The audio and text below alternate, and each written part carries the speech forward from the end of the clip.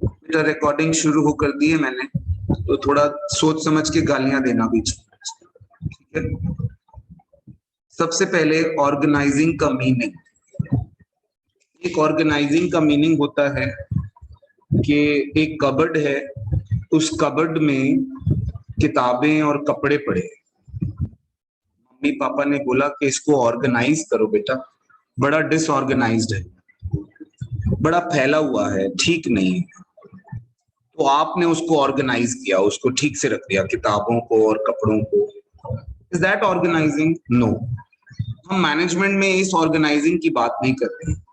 आप सोचिए, अगर इस ऑर्गेनाइजिंग की बात करें तो उसके लिए हाई लेवल मैनेजर, सीईओ, इनकी क्या जरूरत है? मगर उससे कुछ मिलती जुलती चीजें। अगर मैं एक ऑर्गेनाइजेशन में लोगों की बात करूं, रिसोर्सेस की बात करूं, there can be two kind of resources, human resources and non human resources. अब ह्यूमन रिसोर्सेज और नॉन ह्यूमन रिसोर्सेज जहां होने चाहिए, अगर वो वहां हैं, तो यानी चीजें ऑर्गेनाइज्ड। अगर ह्यूमन रिसोर्सेज और नॉन ह्यूमन रिसोर्सेज जहां होने चाहिए वो वहां हैं, तो चीजें ऑर्गेनाइज्ड है। मैं एक उदाहरण देता हूं, चलिए सुनिए मेरी बात। आपके स्कूल या कॉलेज में किसी ने आपको मैथमेटिक्स पढ़ानी है, मैथमेटिक्स, ठीक है। किसी ने आपको मैथ्स पढ़ाना है और आपकी क्लास में एक टीचर आती हैं और आपको बोर्ड पर मैथ्स पढ़ाना शुरू करती है, ठीक है। अब थोड़े दिन मैथ्स पढ़ाती हैं और आपको लगता है कि हमसे तो समझ ही नहीं आ रहा ये क्या पढ़ा रही है। अब बाद में पता चला कि वो जो मैथ्स पढ़ाने आई थी मैम, वो एक्चुअल में इंग्लिश की एक्सपर्ट हैं और आपको मैथ्स पढ़ा रही थी। स्कूल की तरफ से ये डिसऑर्गेनाइज्ड है, स्कूल ने ठीक से ऑर्गेनाइज नहीं करी चीज। तो अगर मैं कहूं organising means who will do what, कौन क्या करेगा, अगर मैं केवल ये फाइंड आउट कर लूं और ढंग से, तरीके से, इसको थोड़ा सा और एलैबोरेट करता हूं इस बात को, आपको मैं ऑर्गेनाइजिंग की आत्मा समझा दूं, फिर चैप्टर में आप में कुछ नहीं बचेगा। ऑर्गेनाइजिंग की सोल पता चल जाए कि ऑर्गेनाइजिंग क्या होता है, what do we mean by. मान लीजिए आपने एक नई नई ऑर्गेनाइजेशन खोली है, उसमें आपने प्लानिंग कर ली है कि आपको क्या करना है, आपका ऑब्जेक्टिव आपको क्लियर है कि आप अपनी ऑर्गेनाइजेशन से क्या चाहते हैं, प्रॉफिट कमाना चाहते हैं, साइज एक्सपैंड करना चाहते हैं, मार्केट शेयर हासिल करना चाहते हैं, ये प्लान आपने कर दिया है कि आपको क्या करना है, ठीक है। आपने ये भी सोच लिया कि आपको क्या बनाकर क्या बेचना है, चलो वो सब हो गया, एवरीथिंग इज डन बेटे, वो सब हो गया। सब होने के बाद आपको लोग चाहिए है नहीं, इन सब कामों को करने के लिए लोग चाहिए। आपने 100 लोग हायर कर लिए, 100 पीपल, बड़े लेवल पे ऑर्गेनाइजेशन खोल रहे थे, आपने 100 लोग हायर कर लिए। आपका काम था शूज बनाकर बेचना। जो 100 लोग हायर हुए थे, उनमें से किसी को लग रहा था कि मुझे हायर किया गया है शूज बनाने के लिए, किसी को लग रहा था कि शूज बेचने के लिए, किसी को लग रहा था मुझे पैकिंग के लिए बुलाया क्योंकि मैं पहले जहां काम करता था वहां पैकिंग करता था, किसी को लग रहा था मुझे एज अ ड्राइवर बुलाया क्योंकि जहां मैं पहले काम कर रहा था वहां मैं as a driver for the lorry काम करता था, मैं माल ले जाता था, ले आता था। 100 लोग आ गए, आपने 100 लोग हायर कर लिए, लेकिन आपको ये नहीं पता कि किससे क्या काम कराना है। क्या आप ऑर्गेनाइज्ड हैं? क्या आप ऑर्गेनाइज्ड नहीं? मैं आपको एक और बात बताऊं, आपने अपनी ऑर्गेनाइजेशन में ऑर्गेनाइजेशन में जब बेटा आप पैसा लगाते हैं तो बहुत सारे एसेट्स खरीदते हैं। आपने एक बहुत बढ़िया सी एक मशीन खरीदी है, ऑटोमेटिक मशीन, जिससे आप बस लेदर अंदर डालिए और वहां से शूज बन के बाहर आएंगे। बिल्कुल ऑटोमेटिक मशीन, एकदम पॉलिश होके शूज जो है वो आपके बाहर आए। आपने मशीन खरीदी, ये मशीन आपको 2.5 करोड़ की पड़ी, बहुत मुश्किल से खरीदी। अब मशीन खरीदी है, लेकिन मशीन से आपको किस तरह के जूते बनाने, कब बनाने, कौन बनाएगा, ये आपको नहीं पता। आप क्लियर नहीं है इसमें। क्या आप ऑर्गेनाइज्ड हैं? नहीं। आप रिसोर्सेज को वेस्ट कर रहे हैं। 100 लोग हायर करें, उनकी सैलरियां दोगे, वेस्ट। 2.5 करोड़ की मशीन खरीदी, 2.5 करोड़ रुपया वेस्ट। तो इस तरह से अगर आप रिसोर्सेज को ऑर्गेनाइज नहीं करेंगे ना बेटा, आप चलो आपके घर पे आते हैं, आपकी कबर्ड ऑर्गेनाइज नहीं है, टाइम पे आपको आपकी किताब नहीं मिली, जिस टाइम चाहिए था उस टाइम आपको वो ड्रेस नहीं मिली जो ड्रेस पहन के आपने जाना था। आपने देखा होगा लड़कियों में तो ये बड़ा कॉमन है, जब कहीं जाना होता है तो मुझे बताना क्या मैं सच बोल रहा हूं, कपड़े ही नहीं मिलते। कहीं जाना हो, मेरे पास कपड़े ही नहीं है, अलमारी भरी हुई है, खोलो तो सब गिरता है बाहर, लेकिन कपड़े नहीं है। ऐसा होता है? Does it happen? यानी हम ऑर्गेनाइज्ड नहीं है।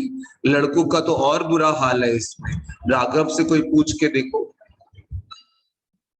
उस दिन इसने अलमारी खोली, इतना सामान गिरा कि राघव जैसा बंदा दब गया उसके नीचे। सोचो, राघव को दबाने के लिए कितना सामान चाहिए होगा, 2-3 अलमारियां लगेंगी कपड़ों की, तब जाके लड़का दबेगा अंदर। क्यों राघव? कर लो और बेइज्जत कर लो। तो राघव का जो कबर्ड था वो डिसऑर्गेनाइज था, समय पर चीज नहीं मिली, रिसोर्सेज वेस्ट हो गए। इतना पैसा खर्च के इतने कपड़े किताबें खरीदी थी, वो समय पे मिली नहीं तो खराब, वेस्ट हो गया हमारा। तो इसी तरह ऑर्गेनाइजेशन में भी जितने काम हैं, पहले तो आप इसका मैं प्रोसेस के थ्रू समझाऊंगा ऑर्गेनाइजिंग और आपको अच्छे से।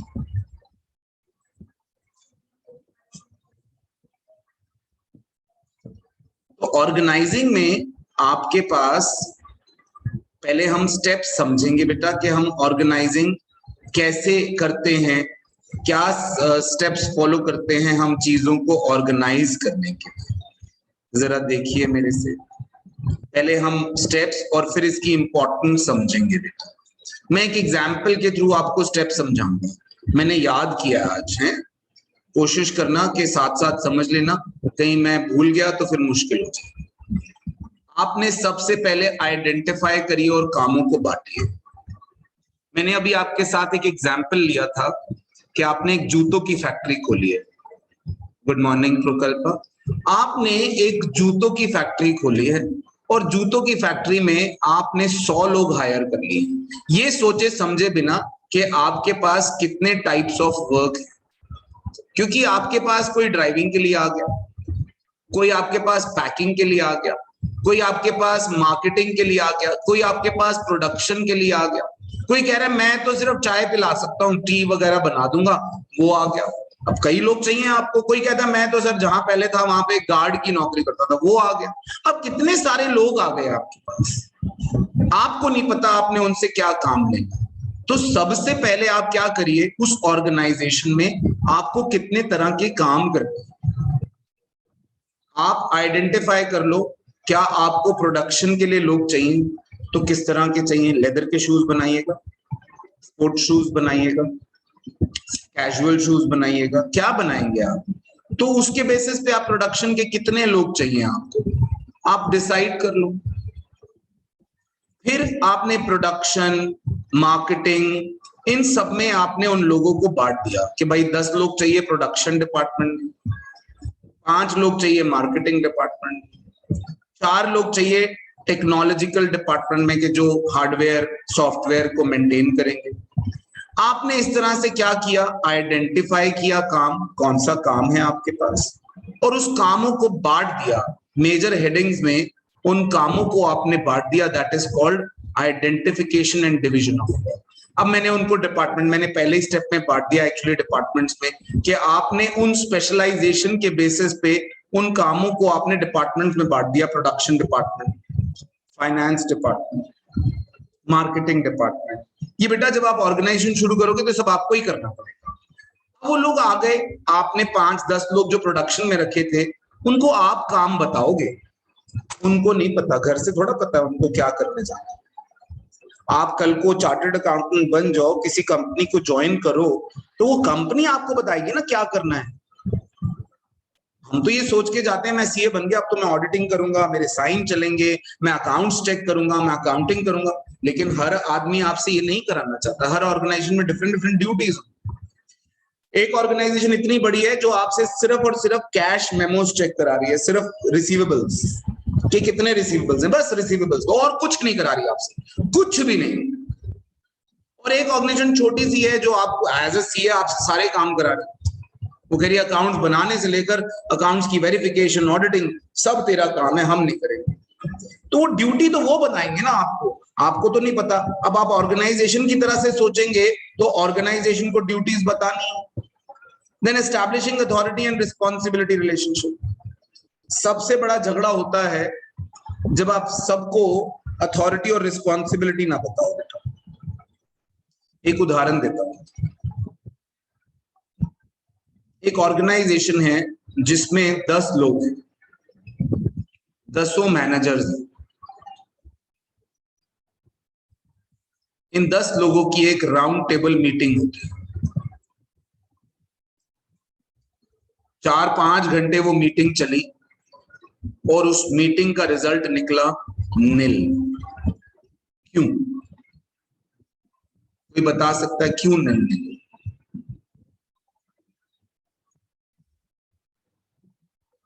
10 लोग हैं ऑर्गेनाइजेशन में, 10 के 10 मैनेजर्स हैं, और 4-5 घंटे 4 to 5 आवर्स उनकी एक मीटिंग चली है, और उस मीटिंग का एंड रिजल्ट में अगर निल निकला है, कुछ नहीं निकला उसका। क्यों? क्या क्या कारण हुआ होगा? क्या हुआ होगा कि मीटिंग का एंड रिजल्ट निल निकला, उसमें कुछ भी डिसाइड नहीं हो पाया?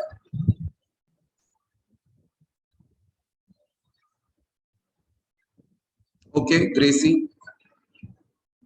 सर क्योंकि वो 10 के 10 सेम लेवल पे काम कर रहे, तो उनके पास ऑब्लिगेशन नहीं है कि वो सामने वाले की सुने। ठीक है, ठीक है, गुड। और कोई? और कोई? Very nice. Anybody else wants to say something? Okay, देखिए बेटा क्या होता है कि जब 4 लोग कहीं मीटिंग में हैं, किसी एक टॉपिक पर बात हो रही है, इन चारों के पास अपने अपने ओपिनियन होते हैं ना। आप घर में 5 लोग होते हैं, आपके सबके अपने अपने ओपिनियंस हैं या किसी एक के ओपिनियंस पे आप सब चलते हैं? सबके अपने अपने ओपिनियंस होते हैं, है ना। अब इन सबके अपने अपने ओपिनियंस हैं और सबको लगता है कि मेरी बात माननी चाहिए, आपको मेरी बात माननी चाहिए, मेरी बात माननी चाहिए। अब कौन किसकी मानेगा? क्योंकि कोई बॉस नहीं है। अब बॉस हो तो कोई किसी की सुन ले। There has to be some boss and some subordinate.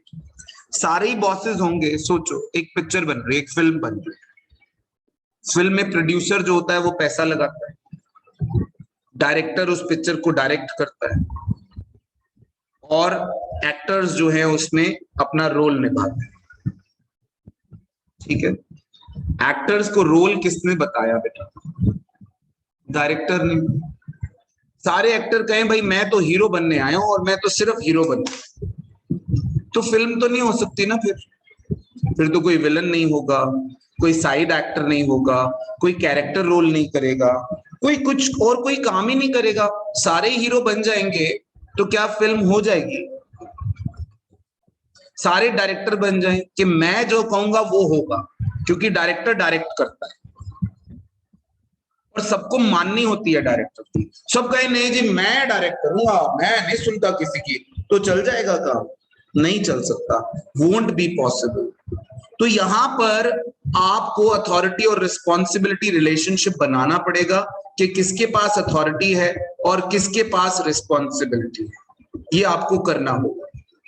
Otherwise there will be no one who will listen to anyone, और ऑर्गेनाइजेशन में कोई भी काम नहीं होगा। ठीक है, are you getting my point? मैंने आपसे अभी जो डिस्कस किया है वो है आपका ऑर्गेनाइजिंग कैसे करते हैं बेटा।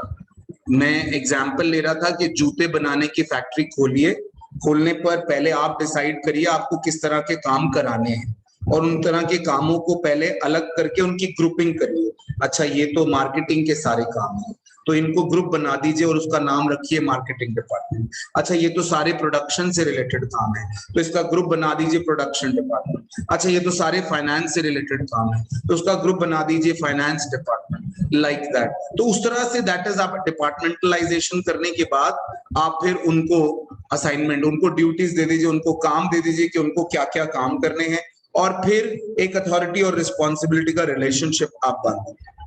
Is that okay? Got it or not got it? Organising के बेनिफिट्स क्या है, इंपॉर्टेंस क्या है? मैं ऑर्गेनाइज क्यों करूं चीजों को, डिसऑर्गेनाइज रहने दो ना। मैं सही आदमी को सही जगह पर क्यों प्लेस करूं? मैं प्रोडक्शन डिपार्टमेंट के आदमी को मार्केटिंग क्यों नहीं करा सकता? He can be multi skilled person. मैं प्रोडक्शन डिपार्टमेंट के आदमी से मैं कहीं कोई सेलिंग क्यों नहीं करा सकता? He knows about the product.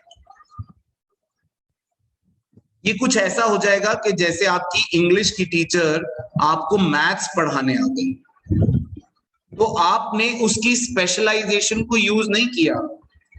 उसकी स्पेशलाइजेशन थी मैथ्स में, वो इंग्लिश में। अगर वो इंग्लिश पढ़ाती तो बच्चों को समझ भी आता और बच्चों का रिजल्ट अच्छा होता और स्कूल भी प्रॉब्लम में नहीं आता। मगर आपने जो काम जिसके लिए वो बने थे वो ना करा के कुछ और करा दिया, तो यहां पर बेनिफिट्स ऑफ स्पेशलाइजेशन आप यूज नहीं कर पाए क्योंकि आप disorganise. Then clarity in working relationships. आप अथॉरिटी और रिस्पॉन्सिबिलिटी रिलेशनशिप जब क्रिएट करते हो, अथॉरिटी और रिस्पॉन्सिबिलिटी रिलेशनशिप क्रिएट करते हो, तो एक क्लैरिटी हो जाती है। आप जब एक स्केलर चेन बनाते हो, स्केलर चेन में ऊपर से नीचे तक आप आदमी फिट करते हो, इनको क्लियर होता है कि भाई मेरा बॉस ये है, इसको क्लियर होता है मेरा बॉस ये है।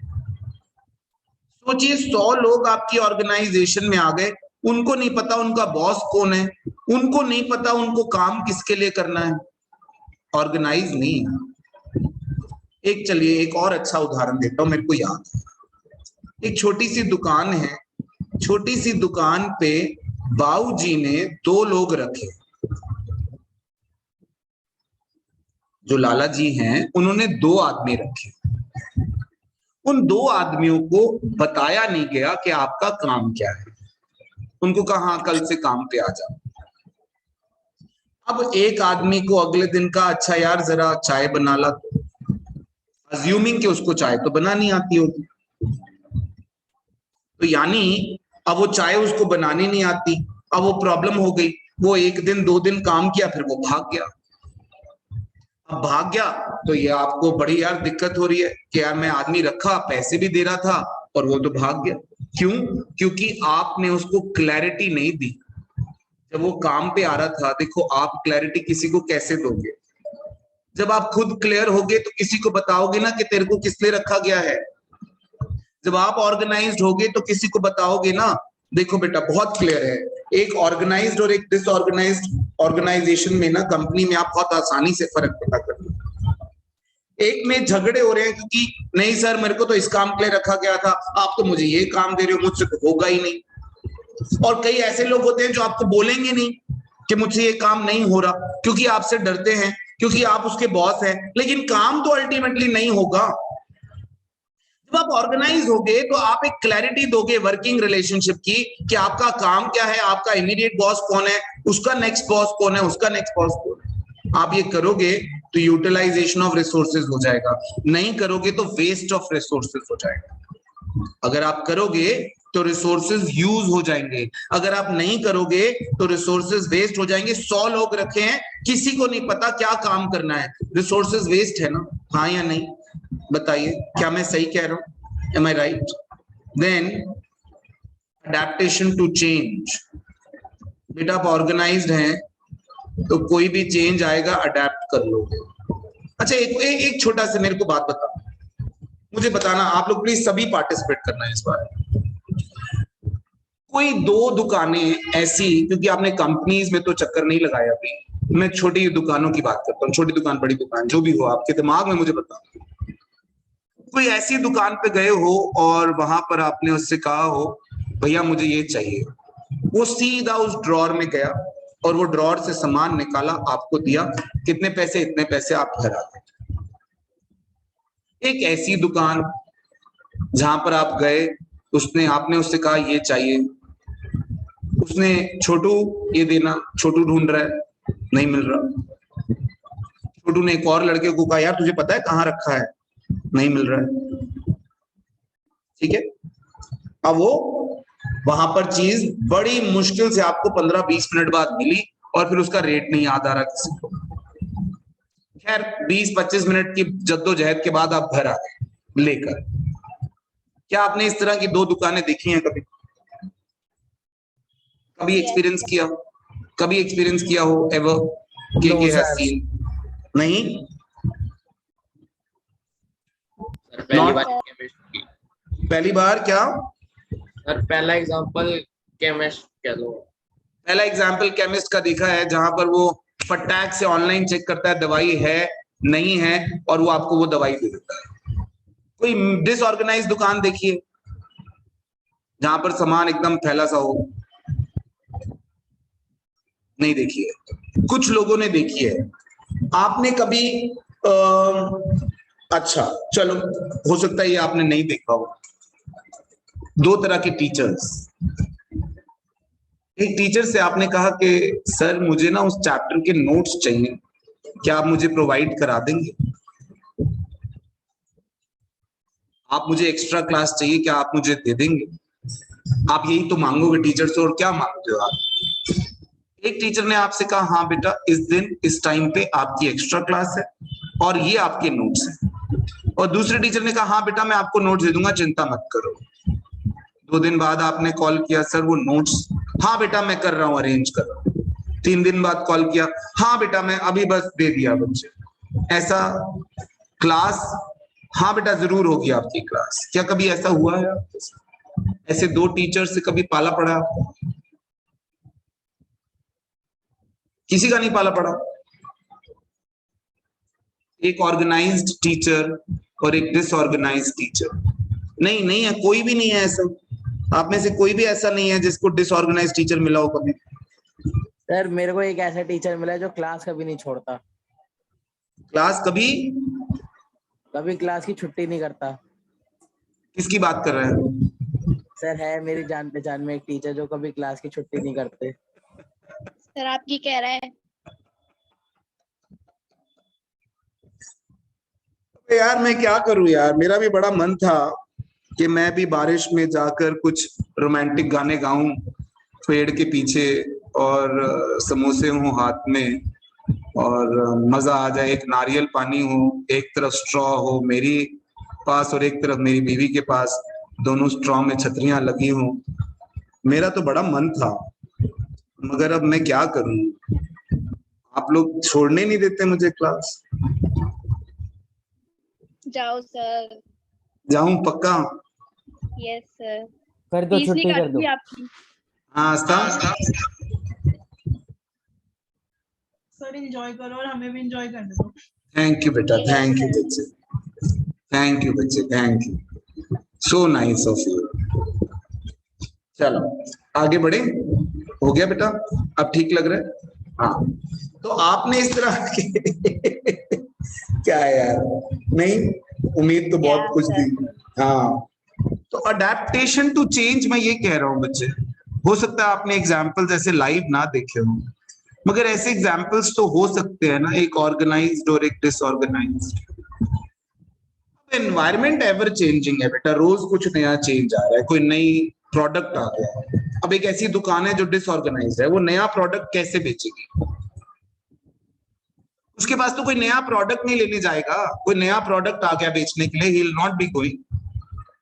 कोई नया मार्केट में कोई चेंजेस ही आ गए कि यार अब से दुकानें जो हैं वो ऑनलाइन चलेंगी, वो तो ऑर्गेनाइज्ड ही नहीं है।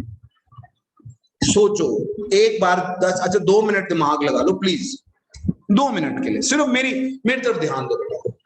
एक ऑर्गेनाइजेशन में सारी चीजें उसके टिप्स पर है, दुकानदार के उसमें कंप्यूटर पे सारा स्टॉक है, ये नहीं है, ये है, ये नहीं है, इसकी इतनी क्वांटिटी है।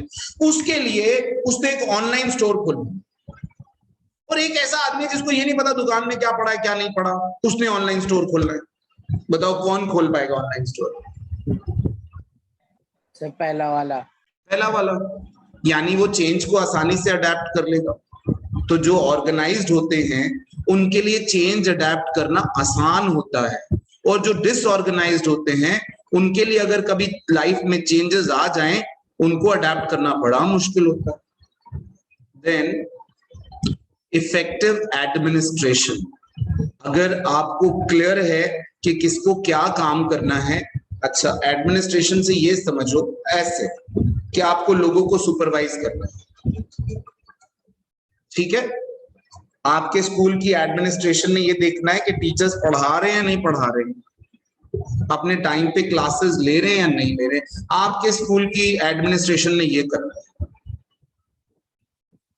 उनको यही नहीं पता कौन से टीचर के पास क्या काम है, तो वो क्या ही इफेक्टिव एडमिनिस्ट्रेशन होती। एडमिनिस्ट्रेशन इफेक्टिव होगी जब आपको ये क्लियर होगा कि किसका क्या काम है। आप चीजों को कंट्रोल कर रहे हो एज एन एडमिनिस्ट्रेटर, आप चीजों को कंट्रोल कर रहे हो। कंट्रोल करना क्या होता है? जो प्लान किया था वो एक्चुअल में हो रहा है या नहीं हो रहा है, इसको कंट्रोल करना कहते हैं। आपने तो प्लान ही नहीं किया, आपने चीजों को ऑर्गेनाइज ही नहीं किया, तो कंट्रोल क्या करोगे?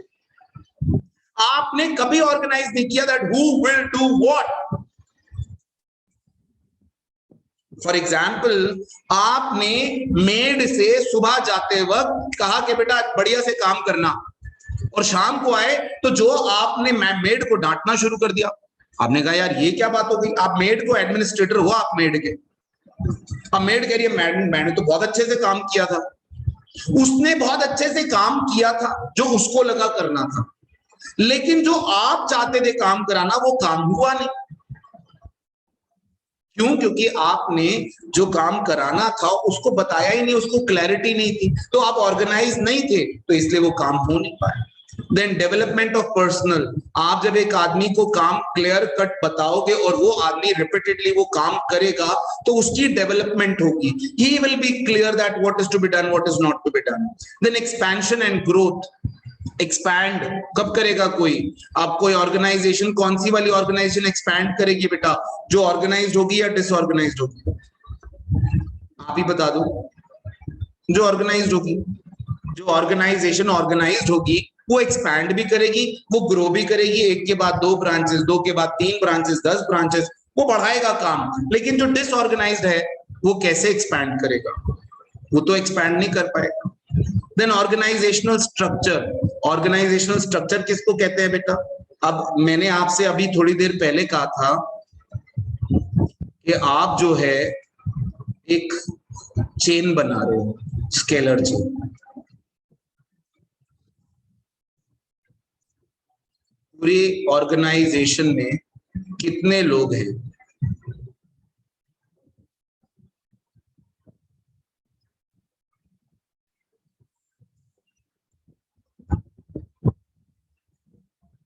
कितने लोग हैं पूरी ऑर्गेनाइजेशन में? इसको हम क्या कहते हैं? ऑर्गेनाइजेशन का स्ट्रक्चर। बिल्डिंग के स्ट्रक्चर को जैसे कहते हैं, वैसे ऑर्गेनाइजेशन का स्ट्रक्चर कौन बनाता है? लोग बनाते हैं बेटा ऑर्गेनाइजेशन का स्ट्रक्चर। तो ऑर्गेनाइजेशन के स्ट्रक्चर में टाइप्स होती हैं। ध्यान से सुनना, बहुत ध्यान से सुनना, प्लीज बहुत ध्यान से सुनना। सबसे ज्यादा एमसीक्यू आपको इस पे मिलेंगे, सबसे ज्यादा। फंक्शनल ऑर्गेनाइजेशन स्ट्रक्चर और divisional organisational structure. Maximum MCQ आपको इस पे मिलने वाले हैं। पहला, फंक्शनल ऑर्गेनाइजेशनल स्ट्रक्चर। आपने अपनी ऑर्गेनाइजेशन को फंक्शंस के बेसिस पे बांट दिया। ह्यूमन रिसोर्स डिपार्टमेंट, जो ह्यूमन रिसोर्स मैनेज करेगा, कितने लोग चाहिए, कब चाहिए, कहाँ से आएंगे, उन लोगों की सैलरी क्या देनी। Marketing department, R&D department, purchasing department, finance department, IT department, ये आपने डिपार्टमेंट्स क्रिएट कर लिए। अगर आपने ऑर्गेनाइजेशन को फंक्शंस के बेसिस पे बांट दिया, इसको हम कहते हैं फंक्शनल ऑर्गेनाइजेशनल स्ट्रक्चर। कौन सा स्ट्रक्चर? फंक्शनल। जहां पे आपने ऑर्गेनाइजेशन को किसके बेसिस पे बांटा है बेटा? फंक्शंस के। और दूसरा मैं साथ में बता दूं फिर एडवांटेजेस डिसएडवांटेजेस क्या होगा। एक छोटा सा पॉइंट यहां पे पढ़ लेना। फंक्शनल ऑर्गेनाइजेशन, प्लीज बहुत ध्यान से सुनना, बहुत ज्यादा ध्यान से, इस पे केस स्टडी 100% होती है। फंक्शनल किसके लिए सूटेबल है? When the size of organization is large and has diverse activities and operation require ये बात high degree of specialization। Finance की स्पेशलाइजेशन भी चाहिए, प्रोडक्शन की स्पेशलाइजेशन भी चाहिए, मार्केटिंग की स्पेशलाइजेशन भी चाहिए, तब जाकर आपको फंक्शनल ऑर्गेनाइजेशन स्ट्रक्चर की जरूरत है। अब आ गई बेटा डिविजनल। डिविजनल ऑर्गेनाइजेशन स्ट्रक्चर क्या होता है? आप प्रोडक्ट्स के बेस पे पहले अपनी ऑर्गेनाइजेशन को बांटते हो। जैसे टाटा ने क्या किया? Tata trucks, Tata steel, Tata retail, Tata consultancy services, Tata cars vehicles. इसने पहले प्रोडक्ट पे बांटा क्योंकि बहुत बड़ी ऑर्गेनाइजेशन, तो पहले प्रोडक्ट पे बांटा, फिर उस प्रोडक्ट को आगे बांटा किस पे? फंक्शंस पे। Human resource, marketing, research, purchase, IT, finance, इन सबके अपने अपने फंक्शनल डिपार्टमेंट्स। इसको हम कहते हैं डिविजनल ऑर्गेनाइजेशनल स्ट्रक्चर। क्या बोलते हैं बेटा? डिवीजन किसके बेसिस पे किया आपने? On the basis of product line. अब इसकी सूटेबिलिटी पढ़िए। Suitability, divisional structure is suitable for those business where a large variety of products are available, है ना? When an organization grows and needs to add more employees, create more departments and introduce new levels of management। इनमें almost बहुत, एक company में बहुत सारी कंपनियां होती हैं, उन कंपनियों के अपने अपने फंक्शनल स्ट्रक्चर होते हैं। Tata trucks is a different company, Tata Consultancy Services is a different company, Tata Cars is a different company। तो ये सब अपनी अलग अलग कंपनीज चला रहे हैं और अलग अलग कंपनीज के अलग अलग फंक्शनल ऑर्गेनाइजेशन।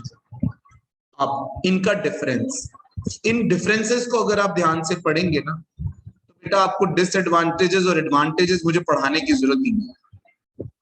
पहला, इसकी फॉर्मेशन का बेसिस क्या है? Functions, production,